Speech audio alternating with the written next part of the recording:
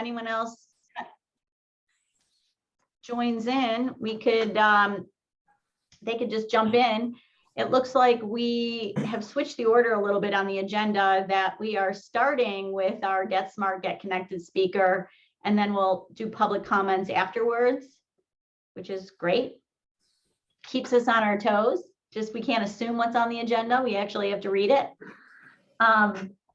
So Ryan, I'll let you introduce Mark.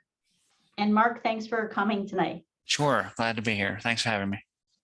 All right, so this is Mark Pfeiffer. He's with Community Markets Incorporated. They're based out of Charlestown here, and they are, I'll keep it short and sweet, I guess. I actually met Mark about a month ago at an Ag Action meeting at Shepherd University in the evening. Heard about his company and some pretty exciting technology stuff that they're working on in the agriculture field, which is pretty neat. And it should, if everything goes right, this will help increase healthy food access to folks in underserved communities. So I guess I'll let Mark take it from here. Yeah, thanks, Ryan. It was good to meet you again at Ag Action. And thank you, Dennis, and everyone for having me here at the Ag Committee. And Todd, good to see you. I know you, of course. I can, as Ryan said, we're located in Charlestown, and we're on the corner of Congress and South George, which is in one of the old APU buildings. So I can see from my office, I can see Bushel and Peck. So it's kind of cool. Little shout out there for you, Todd. So if I'm able, I'm going to just share my screen. I have a little, or am I able to host disabled participant screen sharing? Well, Ryan? Hey, Anna, let him. You should be able to now. Let me You're give it a whirl here. Okay, let me see. Let me jump over. It's there at the bottom. Yeah, I do see that. I'm trying to get to the right. Here we go. Okay. So I'm going to jump to. Okay, can everyone see that? Yep. Okay, great. So as Ryan said, we are Community Markets. We're, as I mentioned, in Charlestown here locally. And just real quick, the goals of today, I just want to share a little bit about who we are and what we're seeking to accomplish in the community and in West Virginia. I'm here, this is really, as you know, my first JCDA Ag Committee meeting. So I'm here to learn more about what you all do. So this isn't a one-way conversation in any regard. And then I do want to begin a conversation and with you all individually, you all here for a reason, have some sort of connection with agriculture in the county. So we all sort of have similar goals and aspirations that we're looking towards to move Jefferson County in the direction of a better ag ecosystem. So we are, as I mentioned, we're a 501c3 nonprofit, registered federally with the IRS as well as with the state. Our mission, short and sweet, is we exist to connect locally grown food to families in need. We're relatively new. We're coming up on 1 year of existence. We started back in March of 2021, and you all know, I've said a few times, we're here in Charlestown.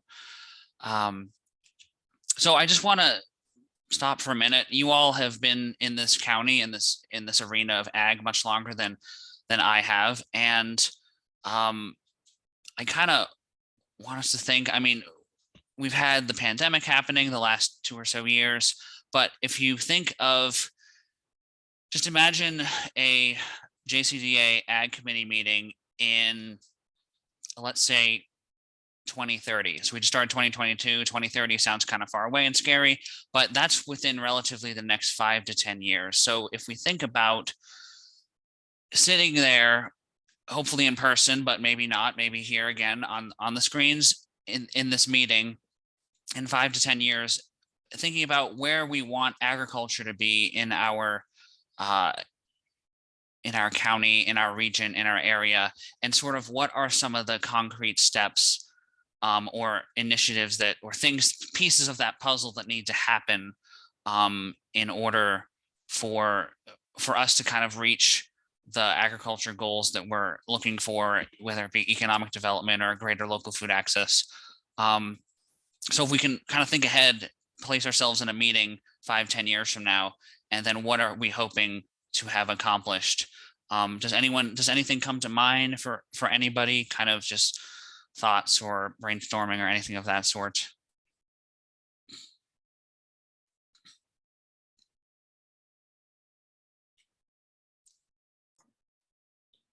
Uh, 10 years from now? Sure, 5-10, whatever. Yeah, Well, Mark, you and I have had a bunch of conversations about all this stuff. So, sure. yeah, 5 or 10 years from now, a solid market community within the region where we know what everybody's doing and we're all connected. Right. The technology is a pretty big hurdle for a lot of these farmers, and I would like to see us better connected that way. And we've been working on this food hub thing, and we've been working on an inventory system and point of sales and stuff. And we're finding that we've done a bunch of research, spent months looking into this, and there isn't anything out there. There's pieces that work really well, but there isn't a whole system that works the way we want it to work for an operation like ours. And we know we're not the only one in the country. And so our big question from a meeting just a couple of days ago was, why hasn't this been developed so far? And part of that is communication, and part of it is what people name things. When people talk about stuff, two people talking about the same thing have different names for different things, and the communication gets mixed. But it's also programs that don't talk to each other, and online ordering systems that don't talk to POSs, and so on and so forth. So we know what will work. It's part of that is having the tech behind it that works the way we need it to work. Right. And being able to use that to connect with what other markets are doing, so we know it's available, so we can move product around within the immediate area and connect that with the regional area to better source things and get food to where it needs to be. It can be most useful. Right. So no, you're absolutely right, Todd. Yeah, and we have had some of those conversations. Anybody else have any pieces, thoughts, want to chime in with anything? I would like to be able to say we did something to a lot of things to help the farmers, the ag community, to be able to make money and keep their farms, grow their farms. And I agree with you and Todd, the ability to be able to sell that product locally and make some money at it. I don't know how we're gonna help the farming community keep their children active in their farms and let them make enough money to where they're not worried about selling their farms for more houses to be built and all that. But I'd love to be able to say we've helped that, and we continue to help that as well. Yeah, I was going to say basically exactly what Greg said, which is I think why JCDA has this committee, is really thinking about this through an economic lens, that we'd like to see 10 years from now that the ag industry as a whole in our county is viable. Yes, right. Right.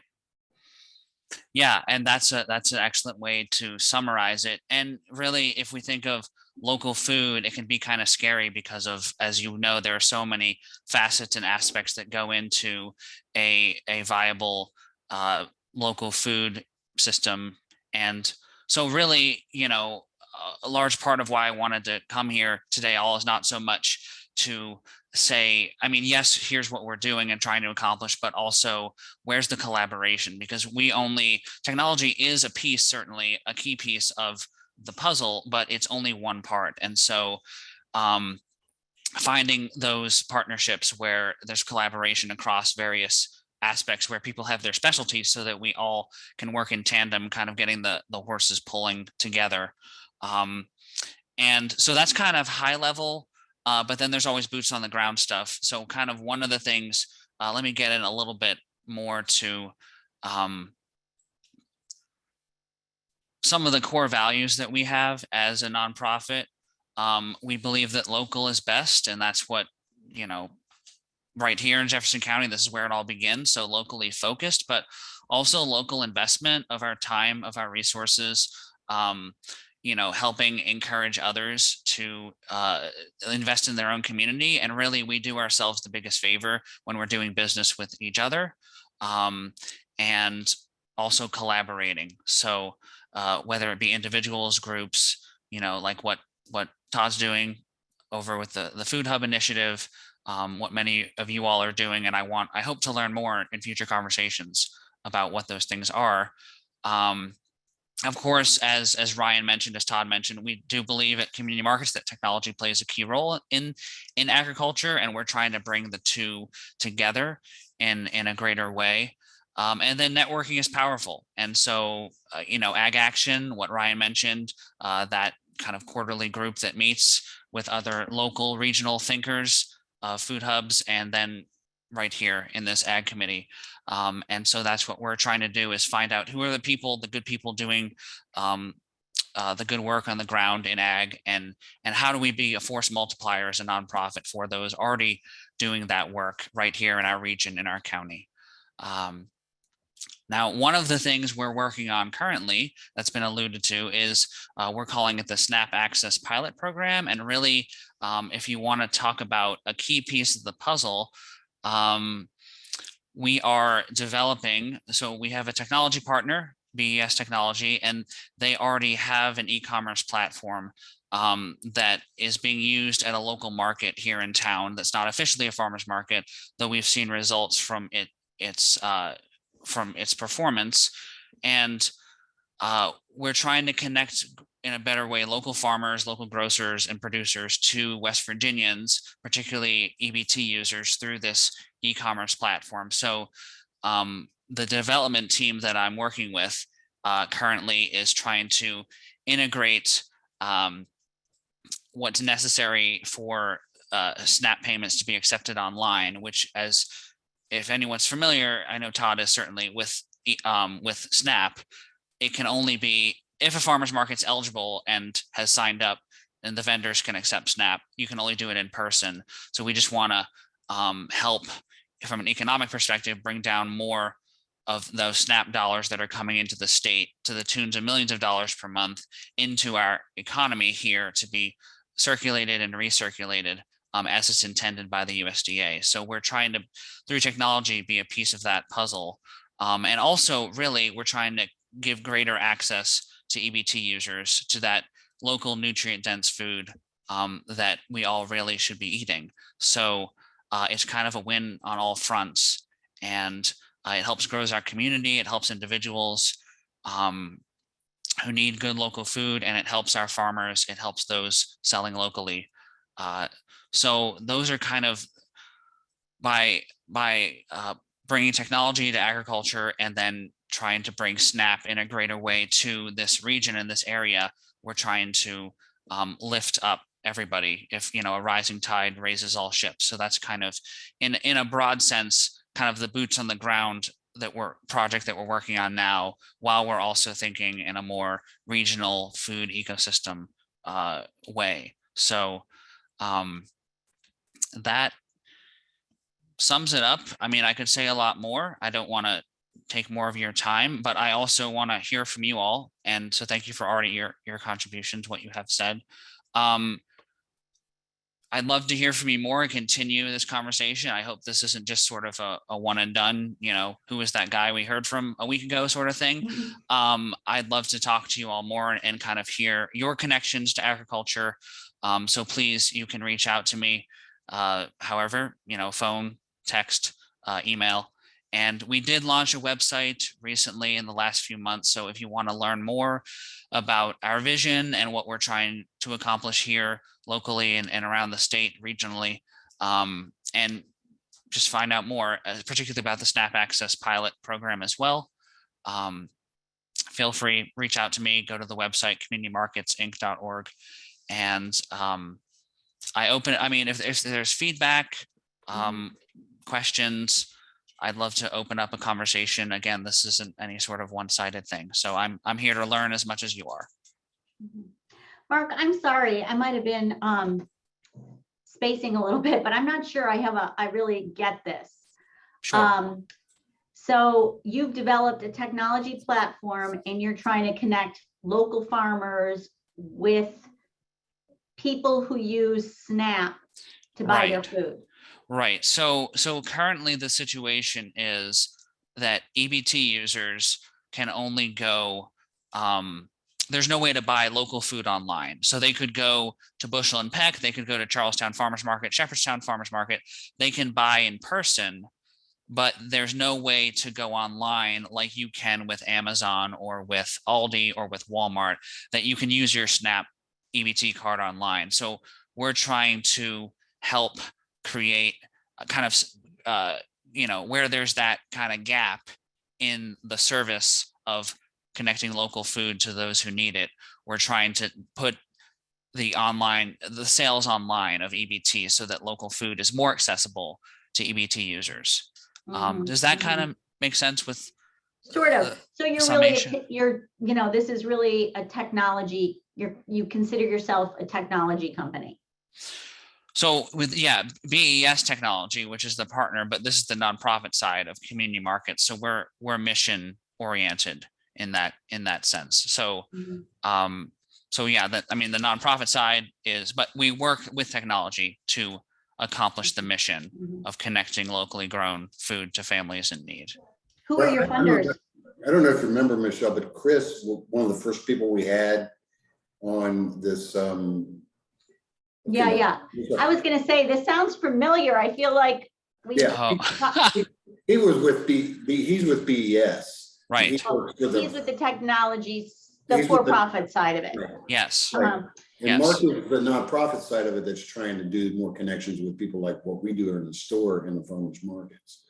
I see. Right. How are you funded, Mark?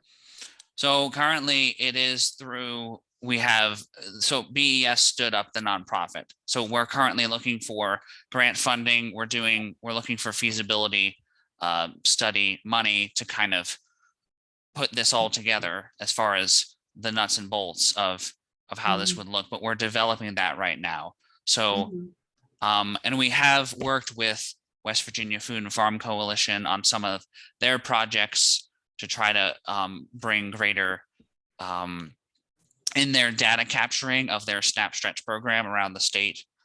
So that's part of the partnerships, but right now we're looking for grant funding to make this sustainable and viable.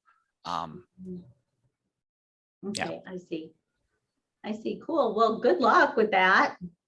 Thank you. Hey, Anyone else? Todd, how many, do you have a lot of people using SNAP in Bushel and Peck?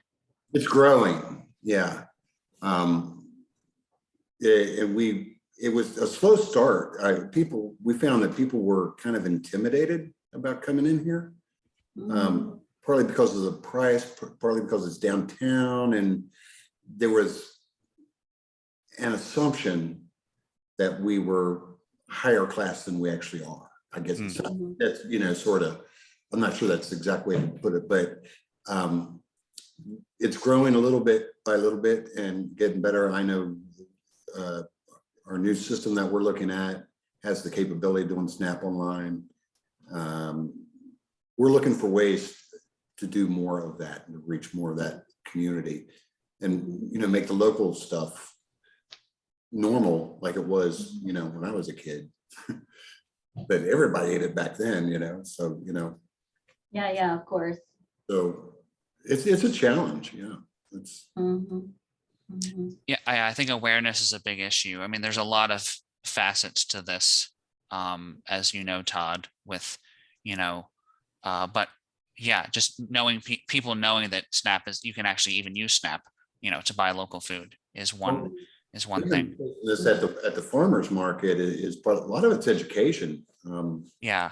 A lot of people just don't know what to do that with basic vegetables and stuff that, like people ask me what to do. I said, I don't know, you chop it up and put it in a pan, cook it and eat it. You experiment with it. So, but there's a lot of people that are intimidated because that whole cooking thing kind of got lost. And, partly because stuff like McDonald's is so easy and accessible. Right. Why learn to cook when you can go buy it and have it handed to you? I will mention in my experience, pre-pandemic, I was given the opportunity to travel to Washington, D.C., participated in a USDA event called the Agriculture Outlook Forum. It was actually one of the coolest things I was able to do while I was at school. One of the sessions we attended was chaired and ran by folks at USDA that administer SNAP. And SNAP's divided into like 5 or 6 regions across the United States. West Virginia is in the eastern region. West Virginia receives more federal funding in SNAP dollars than any state in the eastern region. And I think at that time in 2020, West Virginia was like number 3 in the nation in SNAP dollar amounts that had been going out to folks. And I can't remember the exact number from what that woman had told me, but I think it was something to the tune of 98% of the SNAP dollars spent in West Virginia are spent at big box grocery retailers. And at that time, SNAP had been able to be administered at farmers markets and fresh food outlets for like 3 or 4 years. People had no idea. And something now like Walmart grocery pickup or any of this stuff where you can, place your order for your groceries online on your phone and go pick it up and have the people stuff it in your trunk and away you go, bye-bye. If you're on SNAP, that's off the table because you have to input your credit card information. And when you place the order, that's when you're charged. The Walmart folks aren't coming to your car with the SNAP card reader on a 500-foot long cord. Well, something like what Mark's working on has implications nationwide. And I think this is a great opportunity. It's kind of why I wanted him to show what's going on here. That we can take out to the car that has SNAP on it. So that's it. But we found that at the farmer's market, that this will be our 11th year. We got our first SNAP terminal, I think our 3rd year, and it took 2 or 3 years before people started using it. I mean, the first year we did maybe 1 transaction a week or something like that. It was really slow, but by the 4th or 5th year that we had it, it's pretty robust now. But That's awesome. It's a long time for it to take any kind of hold, and people just get used to coming to a farmer's market. That was part of it. Shopping at a farmer's market is, you sort of have to go around and kind of know what you're looking for. And if you don't know what, and some of these vegetables aren't like everyday vegetables. So, So, I mean, hopefully it's a matter of time before the SNAP folks realize, or find some way to distribute these dollars in a prepaid card, right? That kind of works like a debit card, the way the health cards work for people. they did do that to a little bit, they started doing that a little bit with the. Because it would be less embarrassing, and that seems like the way that technology is going to roll on this anyway. But awesome. I mean, as many of you know, and Mark, I run a nonprofit across Casa of the Eastern Panhandle. So we're in 3 counties. We work a lot with low-income families. I mean, if there's ever an opportunity, Todd, you too, that especially as spring rolls around and, we could do some kind of promotion of this with the families that we work with and DCFS works with, we could do something like that. I think we should. I was recently met, I think her name's Kara or Carrie or something. Carrie, yeah. Okay, I met her at an event and we talked about that, and Oh, good. Doing something together with us and you guys, and we talked about something about some kind of mentoring program for farmers that she knew about, and I was pretty fascinated, and I sent her an email and said, I didn't really get it all in that conversation. I'd like to hear more about that, but. Yeah, one- great. Well, I'm not sure if I know about that, but we're running a mentoring program, Fostering Futures Youth, like how we're helping youth kind of, who are aging out of foster care, how we're kind of Mhm. connecting them to jobs in the marketplace and kind of doing a lot with mentorship in general. So I Well, know you she's do. working on it. Yeah, I'd like to pursue that a little bit Hmm. more. And going through all this Food Hub stuff that we've been through this year and doing all the research and, we're doing surveys and stuff that we knew that we're just finally quantifying with data, is how terribly difficult it is for some of these farmers to find help and to, some of these guys are old and, they need help. And there's potentials for jobs there. Yeah. Even if it's just for a summer or, a season or 2 seasons or something to teach somebody or some kind of program, but there's potential there. So, Yeah, for sure. Yeah, Right.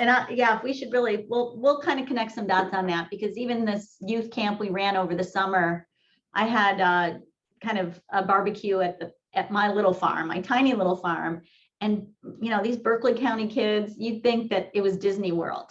And Yeah. it was so interesting to me, because to me, this is a rural community everywhere, but, really, they have never run through the cornfields before. Hmm. Right.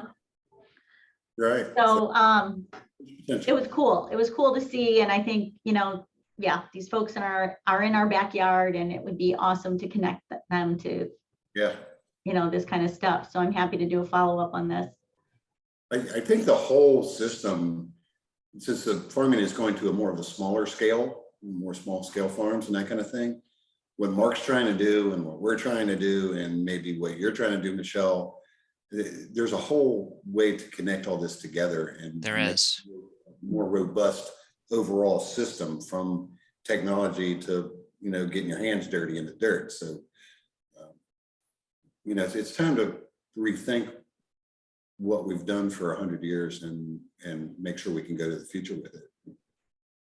Yeah, Yeah. for sure. I love that. Well, let's meditate on this, and happy to have a small group meeting here at the CASA office. Okay. You all got to come Sure. visit, Yeah. That would be great. and I'll get Carrie in. And, there might even be some grant opportunities we can work on collaboratively on this. Right, right. And that's an exciting thing as well, is, making farming more viable in this region, is there is grant opportunities that if we collaborate on, we can have a greater chance of bringing it down to this region, to our area. And really, because the money is out there, as we know, Right. just how do we work together to move in that direction? So that's one thing that actually didn't make the presentation, that is grant writing is something that not only for just the little things that, the project we're working on, but as a region, as sort of a collaborative thing, and seeing where the different pieces, come together, the youth aspect and the technology aspect and the Food Hub aspect and all this stuff that, separately we can all work on, but together we can really lift up this region in a much more efficient way. I So- think we need a chance to make all this work and be an example of how to make a community work, that, other communities will look at us and go, see, that's how you do it. And Right. And there are a few regions that, they're more organized and they're moving along. So I'm kind of following that sort of stuff on a regional level.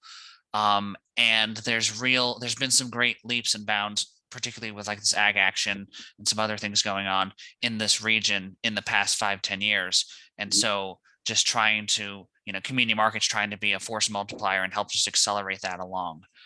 So these kind of conversations, these brainstorms are really crucial in that process.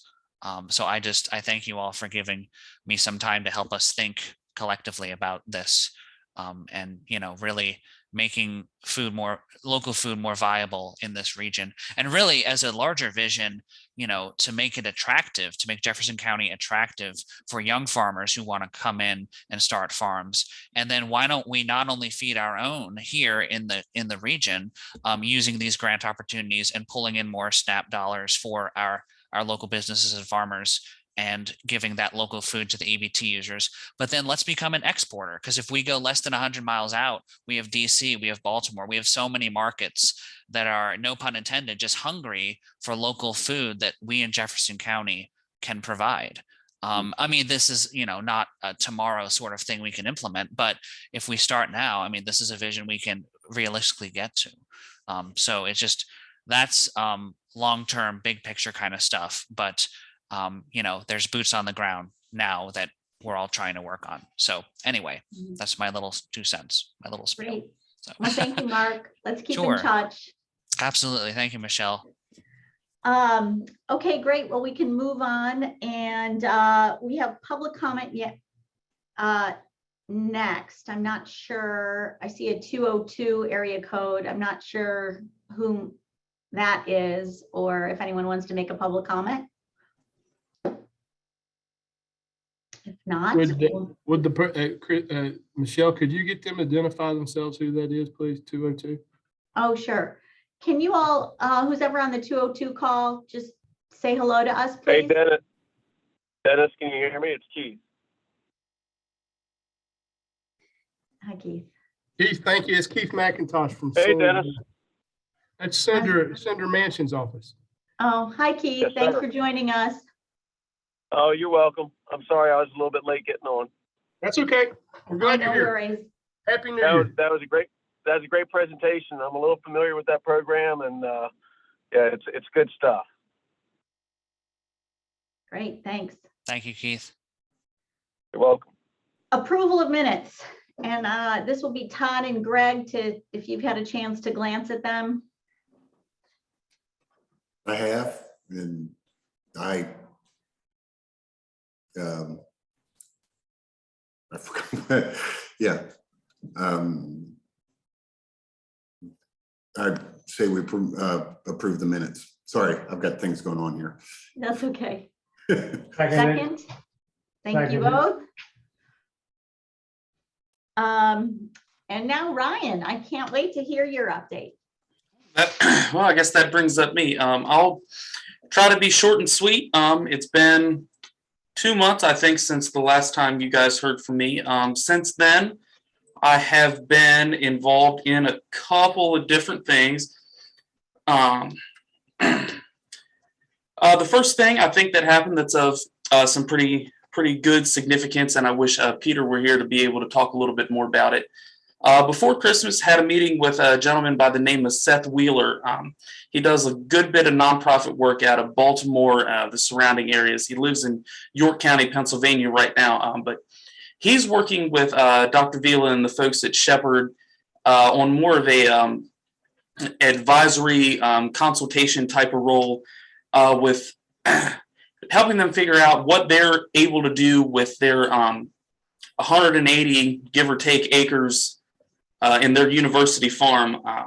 And they've got some really good ideas involved in that. And I'm very happy to be able to be a part of assisting them and kind of figure out where they're going and what they're doing. One of the biggest things I think that stuck out to me, and I found my notes here, so all over the place.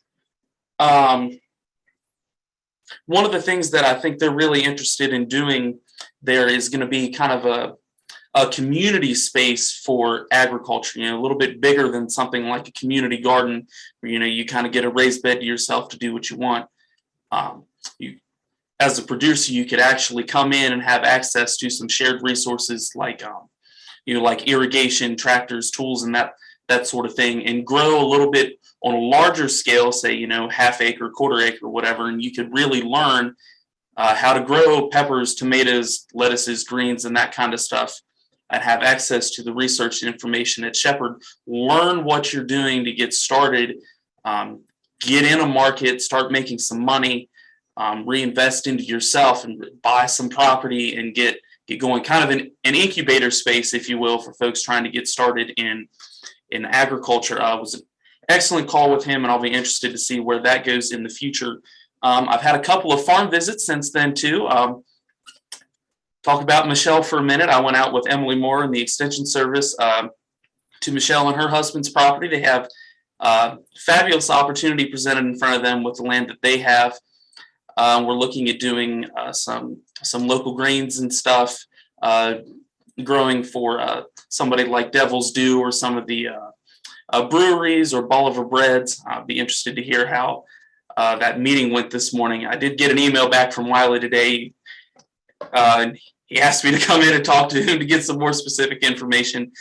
So that'll be in the works in the future. I did also hear back from the folks that are at Reddington's Farm and Orchard. They purchased the old Ridgefield Farms. If you all remember from a couple of years ago, big agritourism outfit, the corn, maize, pumpkin patch, all of that stuff.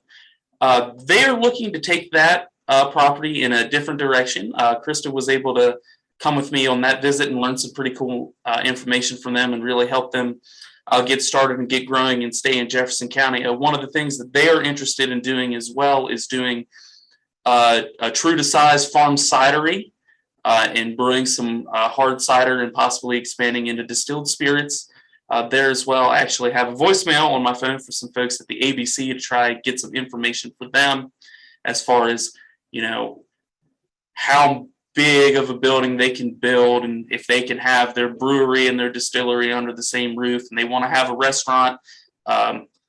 He is a chef by trade and she's a dietitian. He wants to have a kind of a light fare food type things. You can come and, enjoy the drinks and have a meal. And I think the niche for them is going to be family friendly because the property is already known as kind of a family-based agriculture center.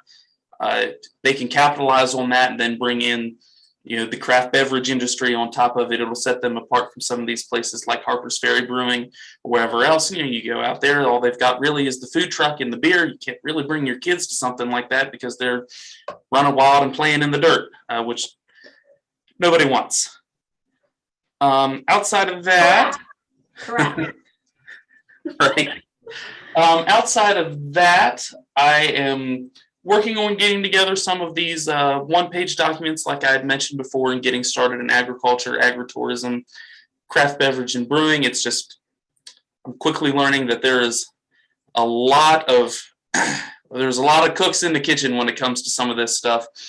So getting all that organized is going to take a little bit of legwork, but we're getting through that.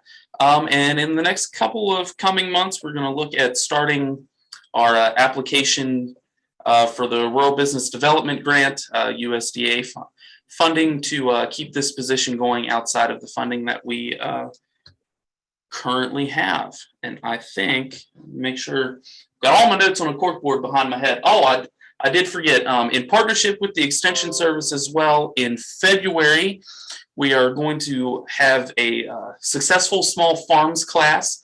That'll start going out on our social media here at the JCDA. Last I checked, we've got 4 folks signed up for it already, which is pretty good for the little bit of work that we've done to promote it so far. I think we've only got, as far as extension goes, it's only been on social one day, but we're going to do a 3-week evening course on Thursdays, February 3rd, 10th, and 17th.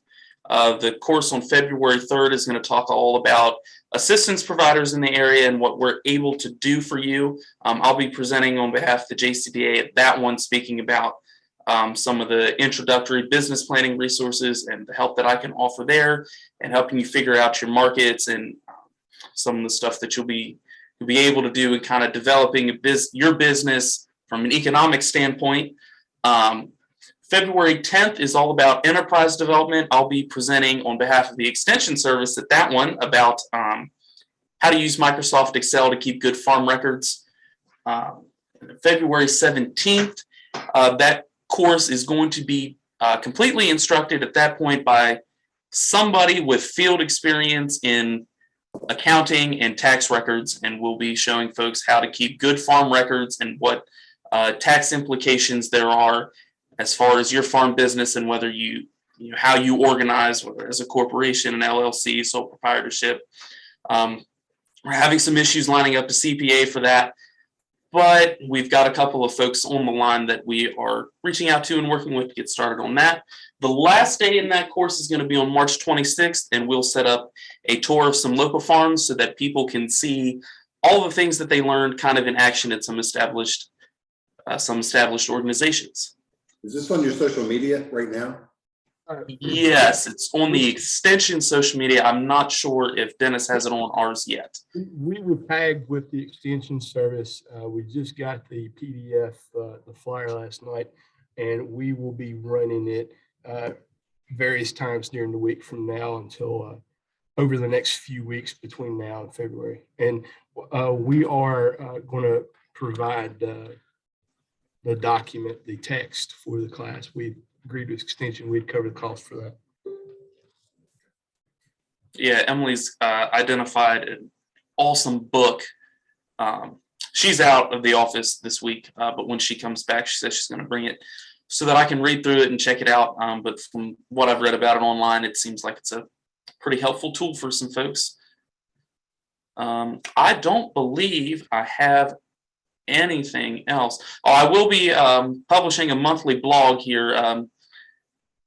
It won't be as long as the first one that I put out in December, kind of introducing who I was and what I would do, but I'll focus on some different aspects throughout the year. I think my next one, I'll do a little bit of an introduction to social media marketing for folks involved in agriculture. From what I've heard at these Ag Action meetings that I've been attending, some of these folks that are running these operations, they're selling at farmers markets and to a couple of restaurants. They don't know the tools that like Facebook and Instagram have to really streamline your social media integration. That's free. I know here we use HubSpot, and that really helps. We have to pay for that. Facebook has some pretty nice tools that you can use that are free to schedule posts in advance. You can take your Sunday evening, devote a couple hours to developing your social media posts. You can get it all scheduled on Sunday, and you don't have to touch your social again for the rest of the month. So I'll talk a little bit about that in that post, but yeah, that's all I've got for real this time. I'm done. Yeah, that's good, Ryan. Awesome. We're so happy to have you. Looks like you've just come out of the gate running. So that's terrific. On to member comment. Well, actually, I just have one question for Ryan. How are you feeling like, and we always talk about there's a lot of people in ag doing different things. There's different groups connecting. Are you feeling, as you represent the JCDA, especially from the business standpoint, that this is bringing some value add or has the potential to really bring some value add to ag current producers and kind of all the goals that we had? I mean, are you kind of feeling your own traction on this? Yeah. I mean, it certainly does. With you guys, connecting you guys with Wiley just for growing grains for a distiller is a huge value add for that, because whatever price that you all will end up negotiating with him, I can almost guarantee it'll be higher than what you get for that grain on a national scale, which is perfect for you guys, and it works out well for him. I've got a couple other folks that I've spoken to kind of.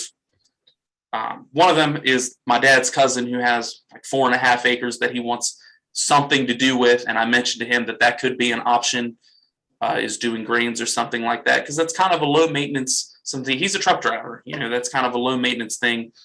If he could get somebody to come in there and knock the seed off real quick, he could very easily grow for Wiley or grow for Kate with Bolivar breads or something like that. I do feel. Oh, go ahead. Yeah, there is definitely in what we're doing here. There's definitely a connection to be made in value-added agriculture, and I think we're starting to do that. Mm-hmm. Well, as we've talked about, like from personal experience, having both Ryan and Emily come out to the farm and us to kind of talk about like what we've been dreaming about, and having them kind of play off each other. Someone who knows a lot about the ground, what grows, the soil, farmers, and Ryan kind of having a business hat on. I thought you two did an excellent job. Yeah, I mean, if I get more of these people that are asking, I just bought this property, what the heck can I do with it? There's a potential for collaboration between the JCDA and Extension to keep bringing her along for You know, because it'd be wonderful, you know, I could come up there and say, oh, this is great. You can come out here and you can grow a bunch of corn and you can grow this and grow a bunch of that. And then, you know, a month later, they reach out to Emily saying, hey, this guy at the Development Authority told me to grow a bunch of corn, and I put this corn seed in the ground, and it ain't doing anything. What's going on? And she goes out there and has a visit. She's like, well, I don't know why he told you that you should be growing corn, because, you know, he's an idiot. You need to get a soil test first. You know, so her and I work well together that way. And then Krista's got, you know, years of business experience, and having her at this this meeting I had with Reddington Farms, and they're a little more established, that worked out really well. Having her experience there, she was really able to kind of bring them in and figure out what they need and what they want, which is awesome. Yeah, that's awesome. Teamwork Great. makes the dream work. Love it. Okay, any other member comments? Anybody? JCDA comments? Happy Ryan, New Year. anything? Oh, go ahead, Dennis. I was going to say Happy New Year to everybody. And I think you see real quickly, there is a very quick effect from Ryan being here. And it is resourceful. It is adding value. So I'm very pleased with where he is at. I concur with the chair. So. That's awesome. Ryan, anything that you need from the committee, anything we could do to help you? And I guess I'd ask my committee people, you know, is there anything in terms of our agendas going forward this year or what we're working on, if you have any comments? But Ryan, we're also looking for your nudging if we could be helpful to you. I've not got anything right now, but when I do, I will reach out.